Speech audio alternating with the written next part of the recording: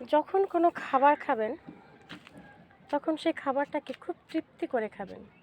যখন আপনার আয়ত্তে থাকবে, রিজিকে আল্লাহ তাআলা রাখবে, তখন আপনি সেইটাকে খুব সুন্দর করে খাবেন। যেন খারাপ সময়ে যখন খেতে পারবেন না, তখন ওই ভালো খাবারটার কথা মনে করে আপনি ভালো দিনও যাপন করতে পারবেন।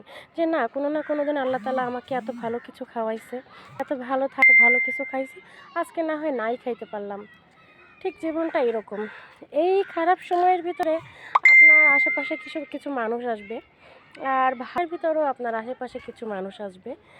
তো এই মধ্যে আমার মনে হয় যে খারাপ সময়ের বন্ধু, ভালো সময়ের বন্ধু, তারতম্য খুঁজবেন। কেউ আপনার ক্ষতি করবে, কেউ অবহেলা করবে, কেউ তুচ্ছ-তাচ্ছিল্য করবে, আবার কেউ ভালো সময় মাথায় এদেরকে ক্ষমা করতে জানতে হবে। এদের থেকে দূরে থাকতে জানতে হবে, দূরে থেকে এদেরকে ক্ষমা করে দিতে হবে। মন থেকে ক্ষমা করে দিতে হবে। না হলে মনের ভিতর আস্তে আস্তে হিংসা, অহংকার, জেদ, দিমাগ, খারাপ লাগা এগুলো সৃষ্টি হবে। নিজে তো ভালো থাকতে পারবেন না, আর সময়ও ভালো থাকবে না।